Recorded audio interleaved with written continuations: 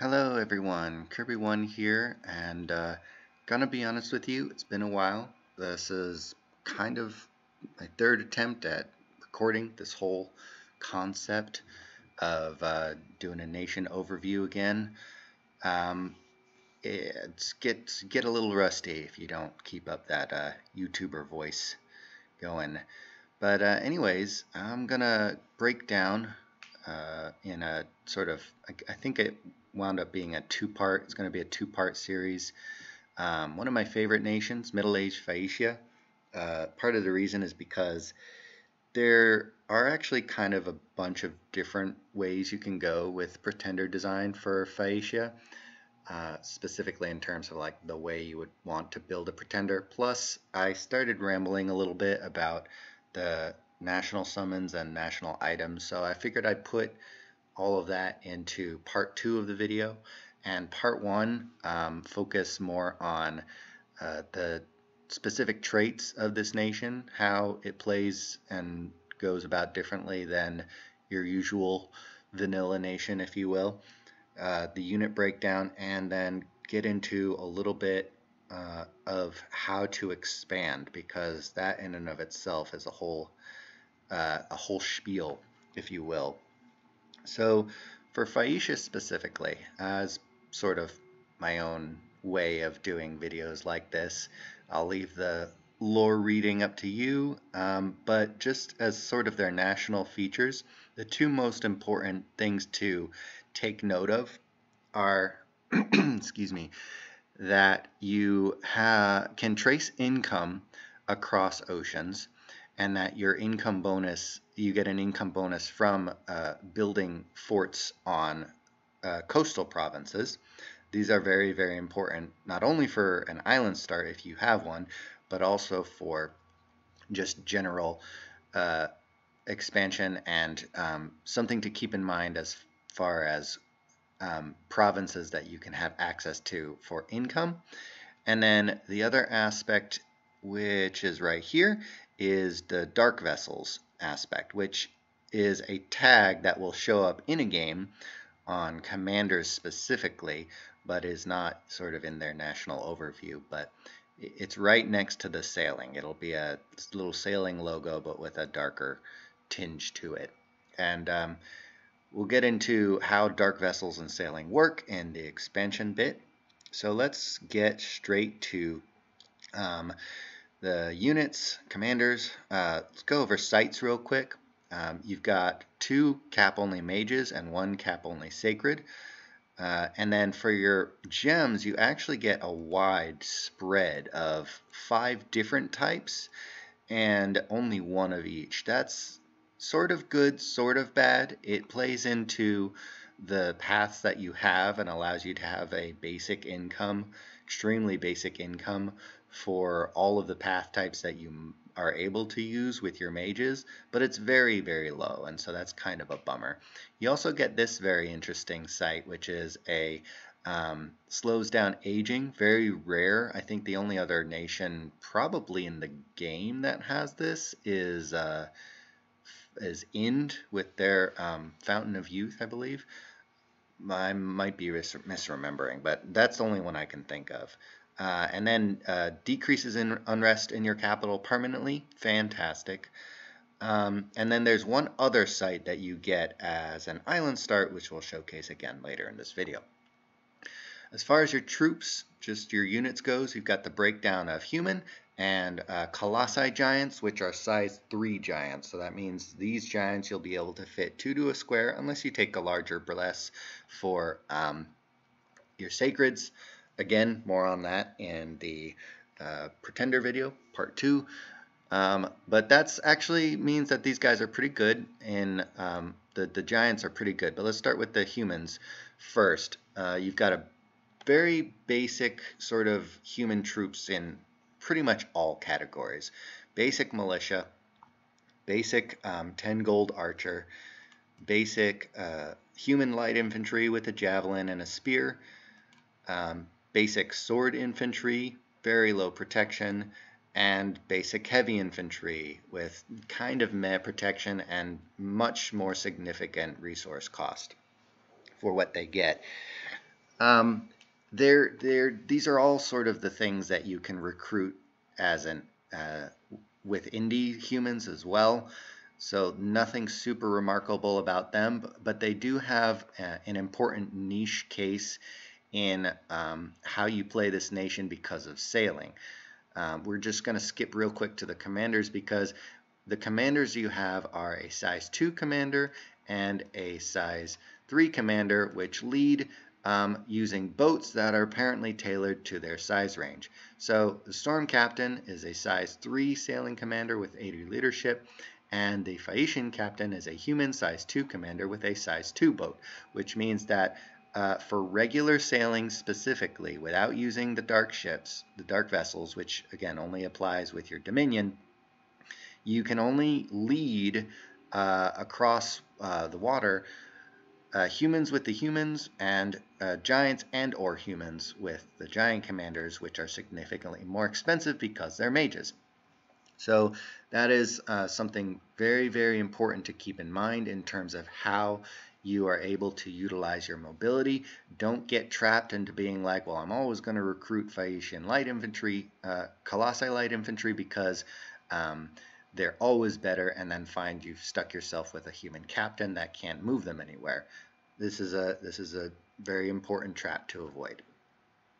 And as far as archers go, the only archer you get is a human archer, and you do have the paths for wind guide and flaming arrows, so there is actual utility to making the archers as well. As far as just in general, probably the two you're going to see most are the light infantry with the javelin and the archers. Again, these guys are just so prohibitively resource intensive that outside of your cap, you're probably just very rarely ever going to have enough resources to make them, at least in mass. And then having a spear is usually better for repelling reasons. Once you get into the Colossi troops, you've got the heavy infantry, which again is almost prohibitively expensive in terms of resource costs because recruitment and gold, they're exactly identical. And so you're just limited on resources. And then again, they only have a sword, which is length 1. Now it is a slash or pierce sword, so it can pack quite a punch for 19 damage, which is more than the 17 pierce. So if you get a 17 or a 19 pierce damage on this guy, that's pretty good, pretty good. And then also his attack is a little bit better as well. So yeah, 12 attack might need what you need to push you over the top and hitting somebody, since attack is something that's kind of hard. I should say attack skill is something that's kind of hard to buff up for anything that's not sacred. In general, though, you're probably going to be recruiting these because, again, spear and javelin, which you can make use of with your flaming arrows and wind guide. Lastly, you got the Orichalcum Guard Sacreds. They are pretty beefy, pretty tanky.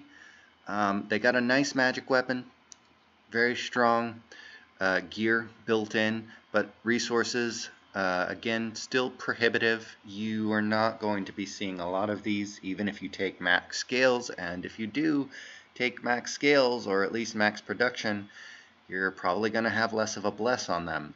They're infantry, so not cavalry, and not stealthy, all the kinds of things that are, and they don't have multiple attacks, so they're tanky giant infantry.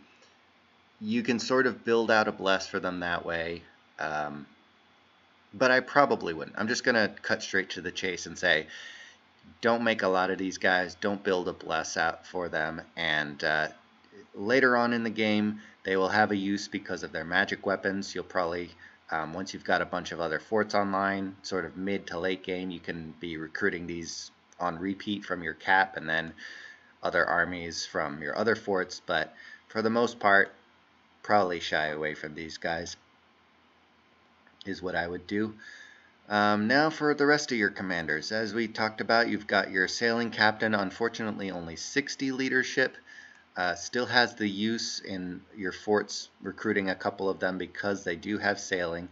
You have a sailing scout, which is fantastic and has uses, which we'll get into later in the game, especially for your different types of expansions. You have Sailing Priest, which is basically an indie priest, and a lot of times when you have a nation that can recruit what is equivalent to an indie priest of their national variety or flavor, I wouldn't recommend doing so or having a good reason to make many of these guys, because usually you have a better priest of some type that is also a mage. In the case of Phaeacia, you kind of don't, because your next and highest level of priest is level 2.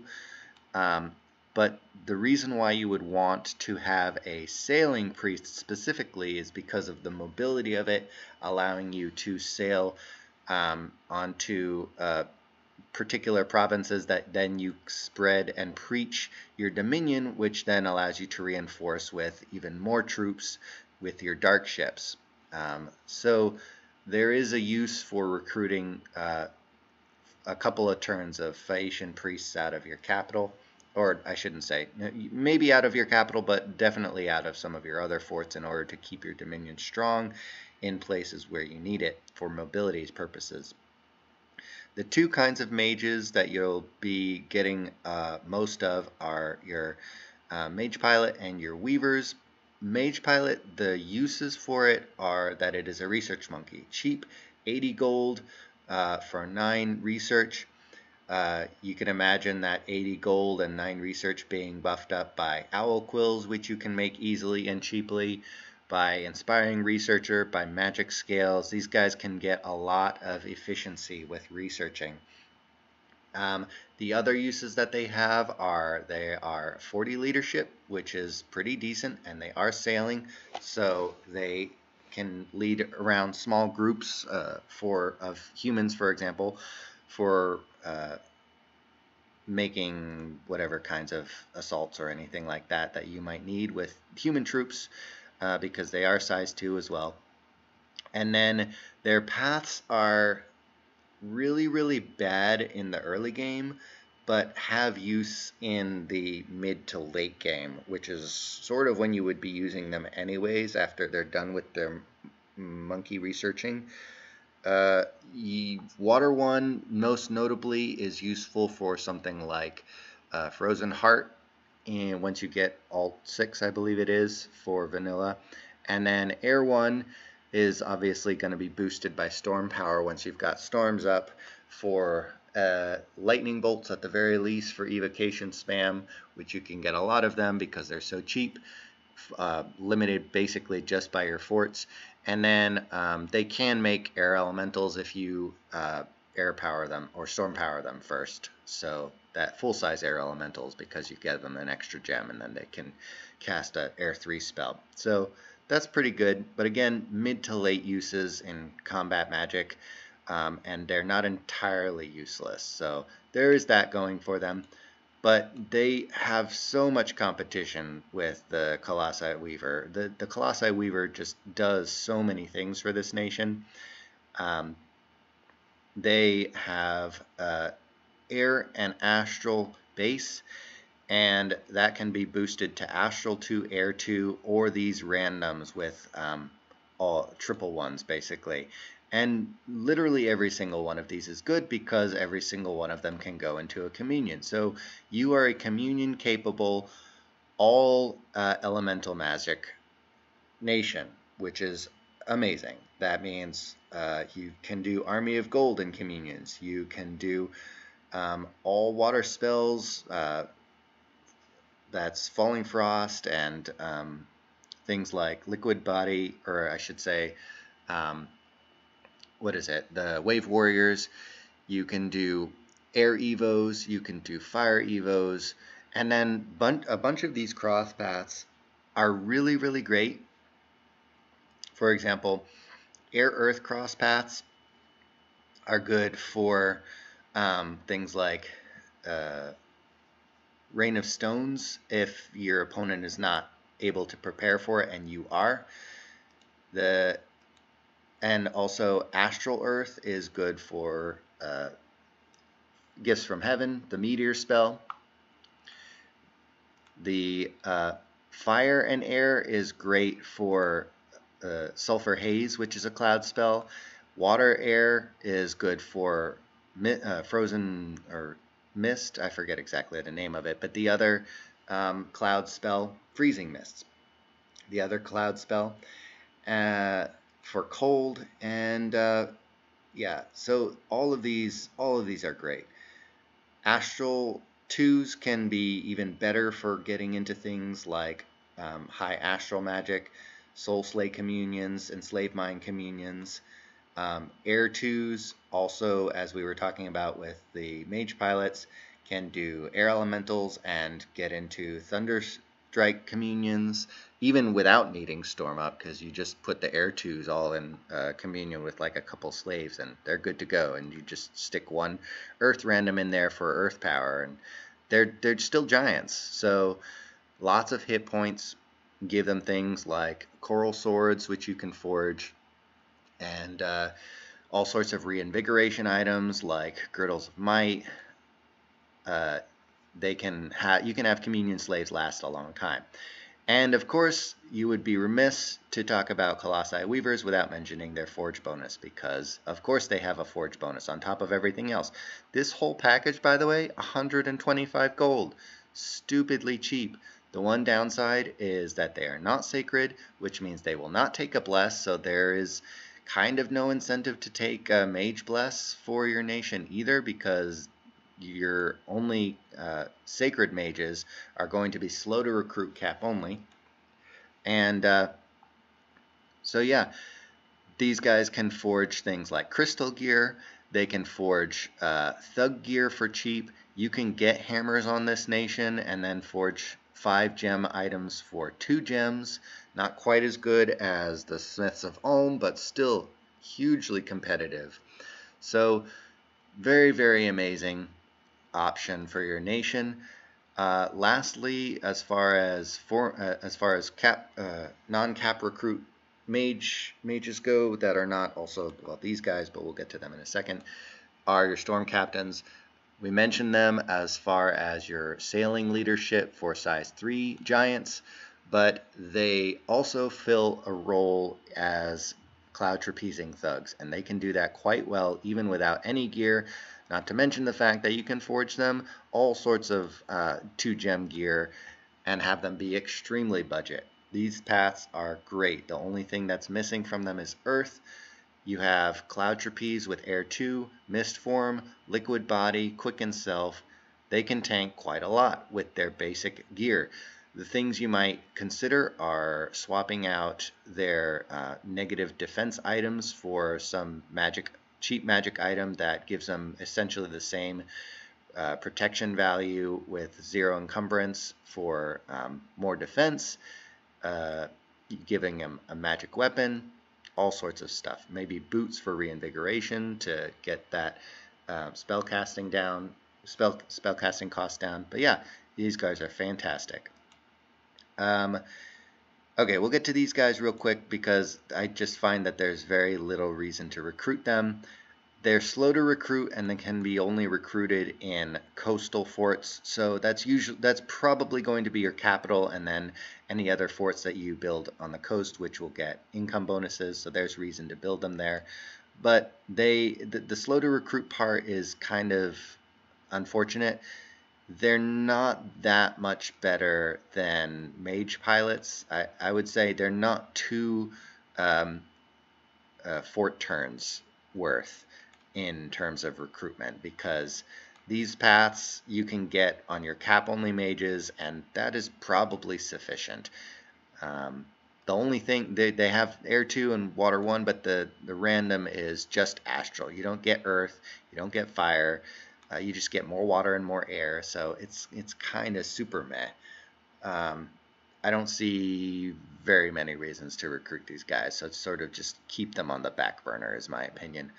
Your cap-only mages are pretty good, but I probably personally lean more heavily on the Prince Consort, and I think a lot of people do, and there are reasons for that. But there are also reasons to get Colossi Queens, and that reason is, in my opinion, primarily for the priest level 2.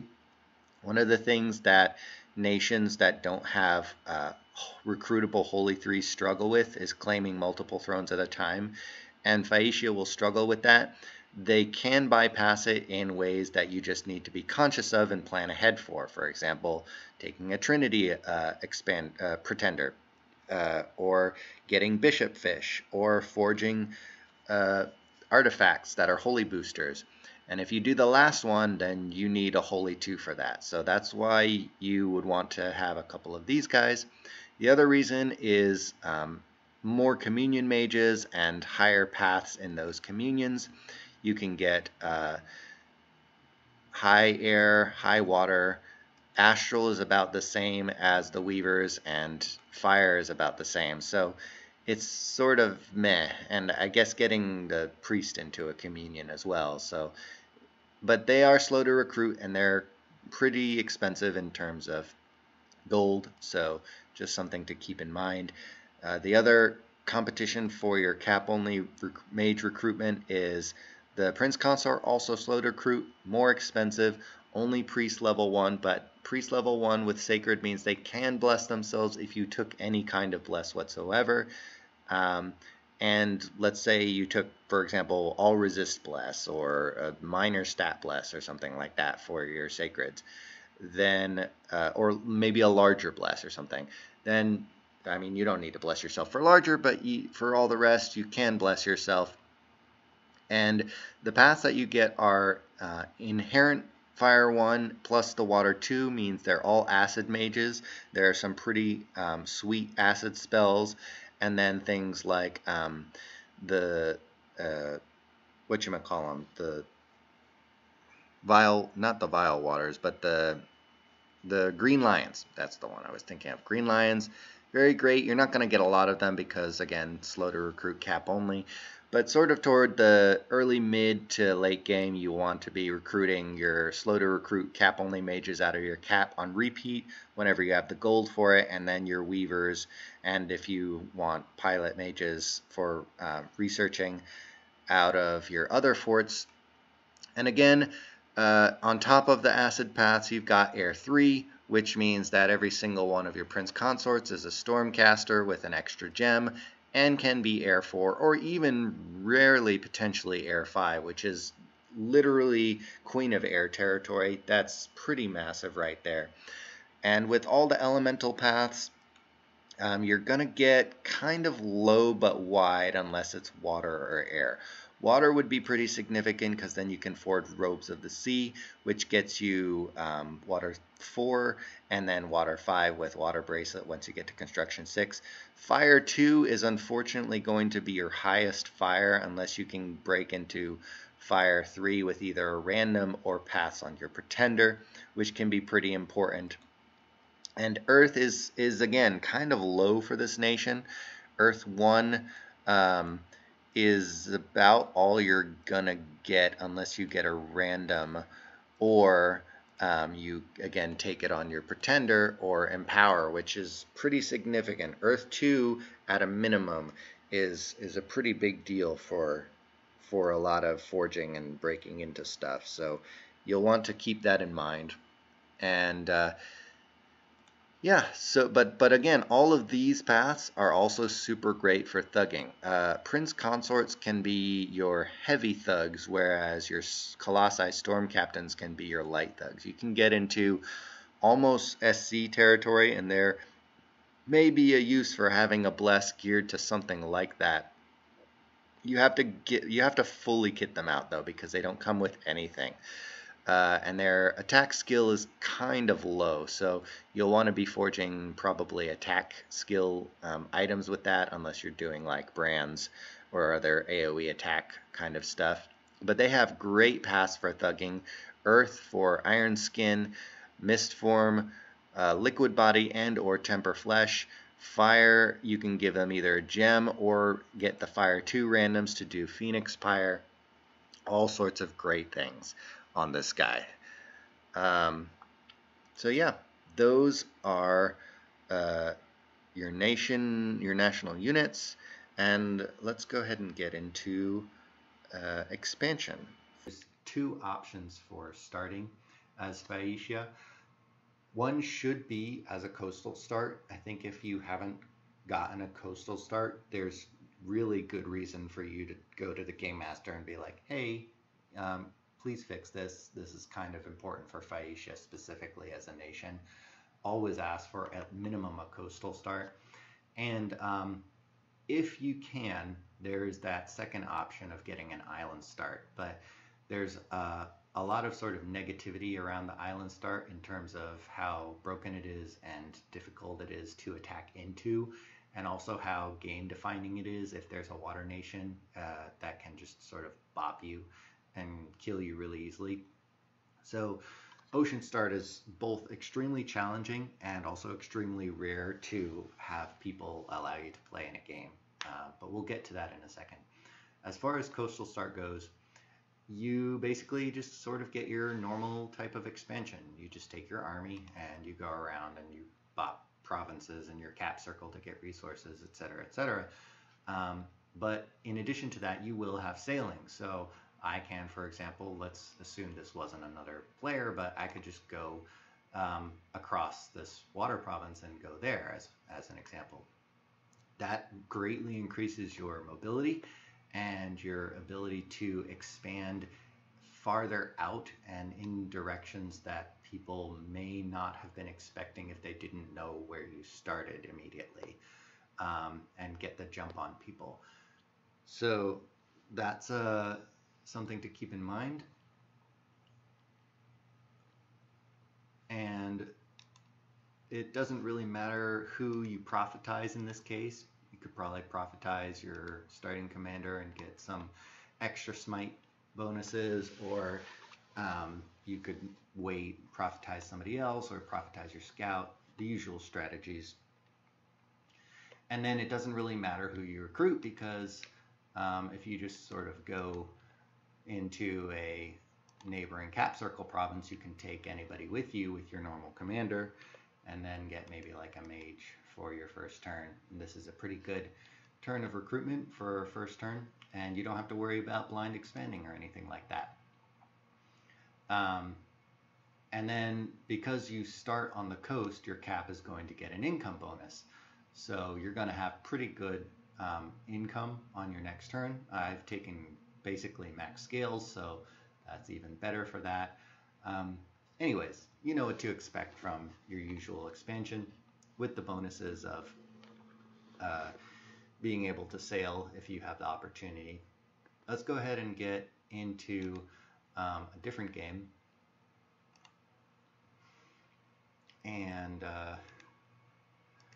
on this particular map, I actually borrowed from a really, really old map that I was in a game that I was briefly a part of for Bumble Rumble. I don't know if anybody's going to remember that from Lucid series, but I remembered there was a Phaeacia player and he got eaten, as they do, and he had an island start. Now, one of the sort of weirdnesses about how island starts work is that I don't 100% understand how the game considers an island start, because right now we're on, air quotes, technically an island, but there is one province adjacent to the cap, so I wouldn't necessarily consider it an island. I would sort of personally assume that the game stuck you on one province and then surrounded you with water. That's how I've played island starts in the past, but I guess this sort of counts.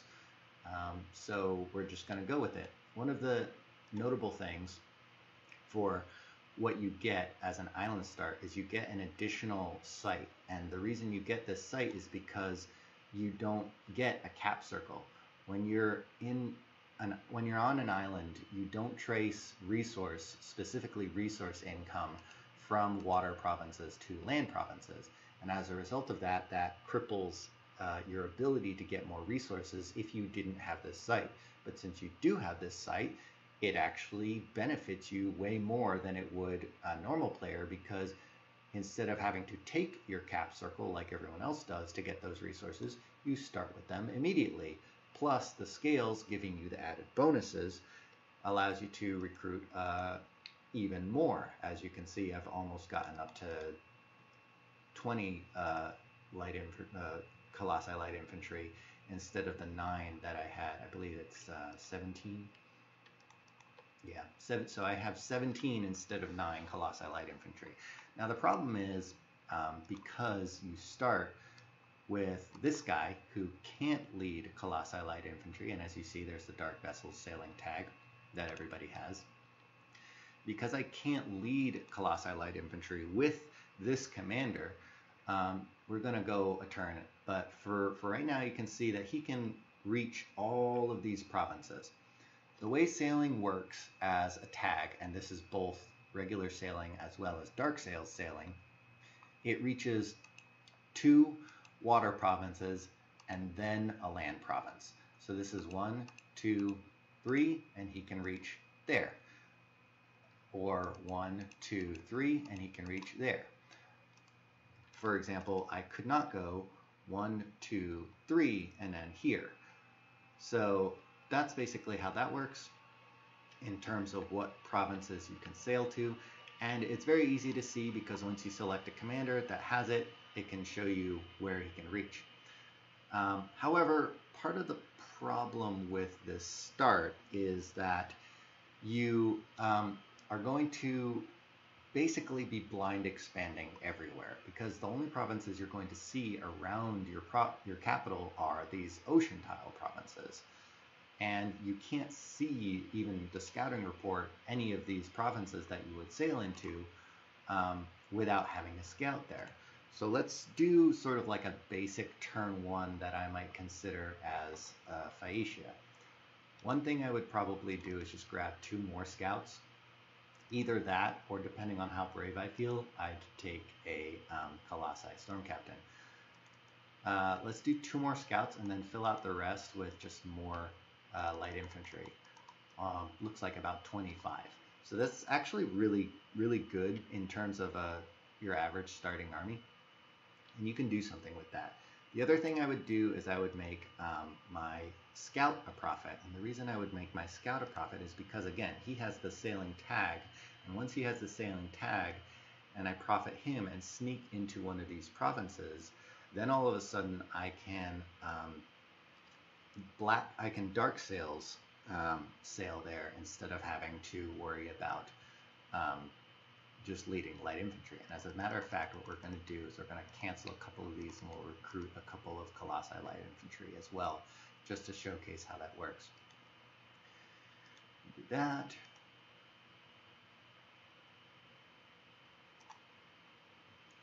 And what I'm also going to do is I'm going to now double up on this.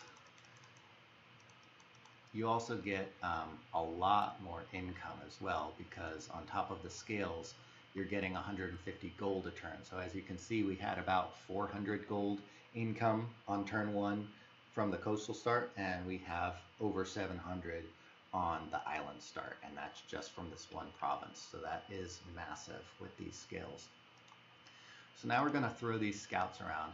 One of the sort of problems that you have as well when trying to do the scout spreading of your dominion is that you might bump not necessarily another player's army, but another player's profit in terms of trying to spread your dominion there. So you have to sort of be conscious of where you may or may not be able to spread. So let's go, for example, here, and just sort of see what's there. Now you've got 2 options. As you can see, you can visually inspect who's in the ocean next to your cap circle, but you have no underwater or amphibious units, so that's kind of pointless.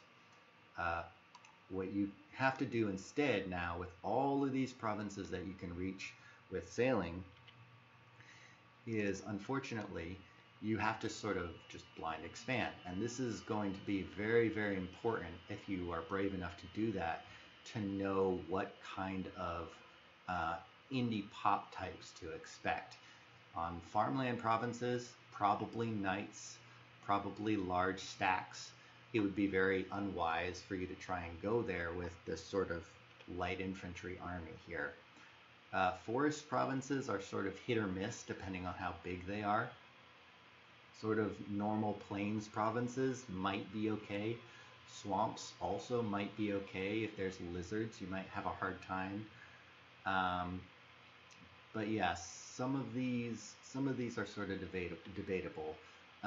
Caves are also quite dangerous because you're fighting into darkness, and there could be Bakemono there. There could be things like Kooni and stuff like that. Those would definitely straight up murder you. So let's experiment, since we're going to have a second party going out. Let's experiment and go somewhere like here, for example, and just totally blind expand and script accordingly. So just sort of something like fire.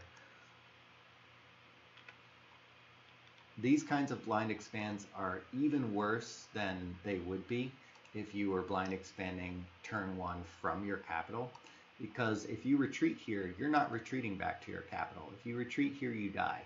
So you have to win, and you have to have nobody retreat.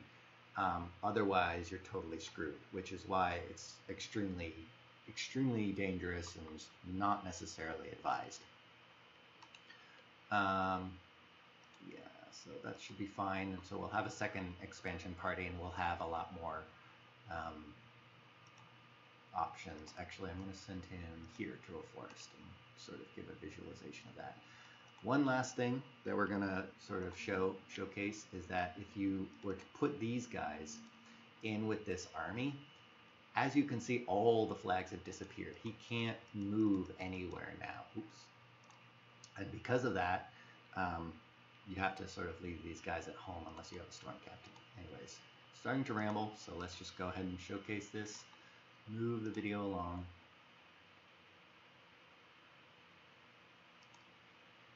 And for our battle, we ran into barbs. This is going to suck. This is going to suck a lot. We will probably die. Yep. So we got horribly murdered, and this is why, perfect showcase, if you will, of why it's really, really hard to expand from an island. There's more barbs. Yay. Long deads are actually kind of scary sometimes.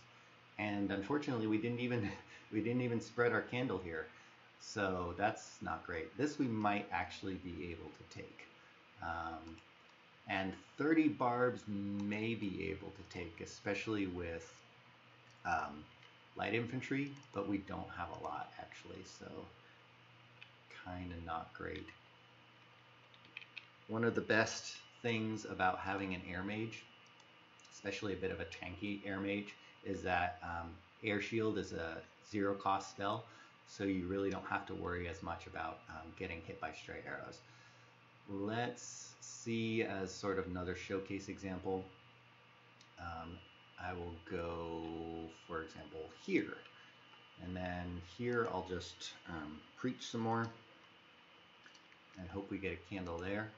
And then we can showcase by recruiting one of these guys instead, and a bunch of these light infantry, and he should be able to expand there next. Not quite as great as having another storm captain, and we've got the gold for it. So another thing you can do is recruit mercenaries.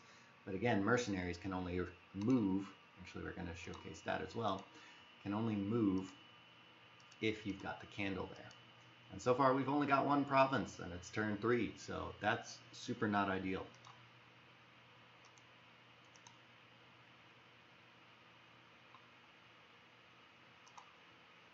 And who are we going up against now? This should be doable. This, the light infantry should not have a problem with. Yep, okay, so we managed that. That's great. So this is why light infantry are substantially better than, sorry, I should say, the Colossi light infantry are substantially better than the regular human troops. And as you can see, we've spread our Dominion candle there. This is the reason why you want your Sneaky Prophet doing that. These guys can now go there, and they can be supported by a mercenary as well. And this may be able to pull this off. So once you've got the beachhead, then you can see a bunch of the provinces around you. and you can decide on a bit of a safer standing, because if you attack in and fail, then they retreat at least. A bit of a safer standing where to expand to. Part of the problem with this, though, is the ocean provinces push out where your air quotes territory would have been, and so you have a lot less actual land that you can take before you're running into another player's cap circle, and they may or may not like that or allow you to stay there, and if you will, push you back to the sea. So those are sort of the things you have to be conscious of, but you'll be able to scout a lot quicker who is where, because your scouts have way more mobility and can just sail across the oceans. So that's a bit of a showcase of expansion, the upsides, downsides, and how to do that. Again, island starts are pretty rare. Part of the problem is because of not having amphibious units, unless you take a pretender specifically designed to it, which I'll get into in the next video. Ocean nations will just completely surround you. They may even just build temples all around your island and just attack you whenever they feel like. And then all of a sudden that ocean player has a 700 income second cap that nobody can deal with. Even if there are no other water nations in the game, it is very difficult for other land nations to reach you unless they are also amphibious, or if they have sailing, such as I believe Vanheim. Mid-Age Mannheim. So other players also don't like the added mobility and defensive advantage that you have, being able to raid them anywhere and not get counterattacked. Some of the ways that other players can get around that is doing remote spells, or if you get up in construction, you can build pocket ships and things like that. So yeah, it's very understandable why island starts are very often banned for Phaeacia, but it can be a challenge. It can be a fun challenge if you ever do get to. Maybe try it out in a single player game for once. See how it goes for you. Try some builds, things like that. Could be fun. All right. Thanks for watching. Stay tuned for part 2 with all the rest.